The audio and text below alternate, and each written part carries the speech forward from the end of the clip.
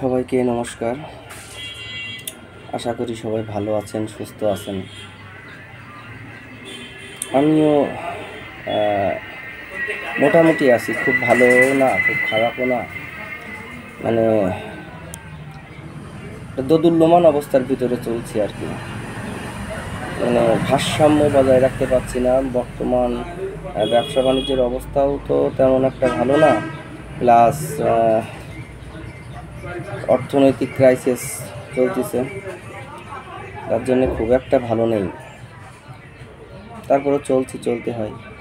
সবচাইতে বড় কথা, বাবা নামে যে বটগাছটা মানুষের থাকে, এটা ভীষণ গুরুত্বপূর্ণ, ভীষণ। মানে সে যদি কিছু নাও করে, কোনো কাজ করার দরকার নেই, যদি থাকে তাইলেই অনেক কিছু, অনেক শক্তি পাওয়া যায়, অনেক দিক থেকে সুবিধা পাওয়া যায়, অনেক কথা ভাবা যায়, অনেক বুদ্ধি নেওয়া যায়। কিন্তু আসলে বাবা থাকতে না আমরা এগুলো কেউ সেইভাবে উপলব্ধি করতে পারি না। আমি বেঁচে আছি, আমার ছেলেও হয়তো উপলব্ধি করতে পারছে না বা পারবেও না।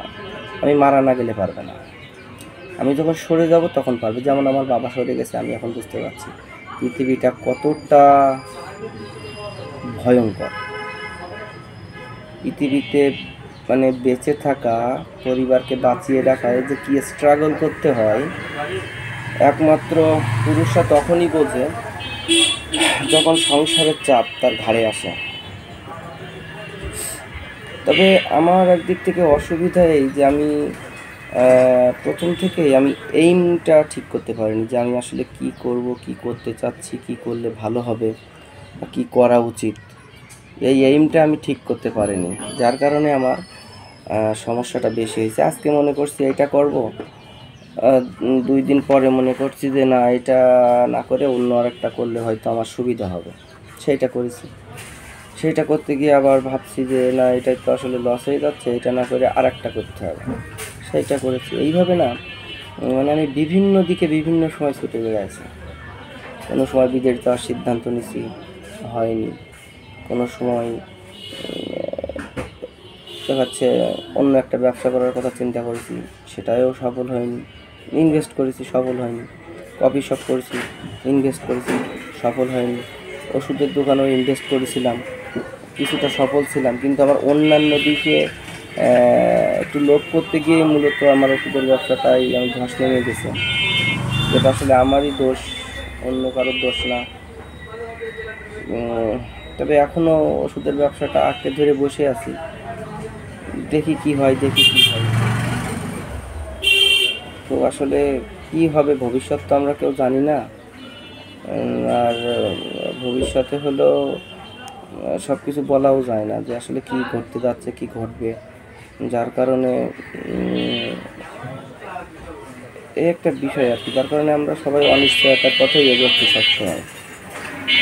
হ্যাঁ, এই অনিশ্চয়তার পথ কবে কাটবে কি না কাটবে আমি আসলে জানি না। তবে চেষ্টা করছি বা চেষ্টা করে যাচ্ছি, চেষ্টা করতেই হবে। তবে বর্তমান সময়ে সংসারে অতিরিক্ত খরচ, ইনকামের চাইতে খরচ আমার বেশি। আমার মতো অন্য কারোর এরকম হয় কি না জানি না, হয়তো অনেকের কিছুটা ইনকামের চাইতে খরচ কম, কিছুটা হলেও ধরে রাখতে পারছে, কিন্তু আমি সেইভাবে পাচ্ছি না। কারণ হলো আয়ের ছাড়া ব্যয় বেশি হয়ে যাচ্ছে। কিন্তু ব্যবসার পরিবেশ ভালো হলে অবশ্যই আবার ঘুরে দাঁড়াতে পারবো, এটা বিশ্বাস আছে। সেই লক্ষ্যেই চলা আর কি। তারপরে বিভিন্ন রকম চিন্তা করছি যে কোনটা করা যায়, কোনটা না করা যায়। এখন বাদবাকিটা আসলে ভবিষ্যৎ কী হবে আমরা কেউই জানি না, চেষ্টা করে যেতে হবে, এটাই বাস্তব। ধন্যবাদ, ভালো থাকেন।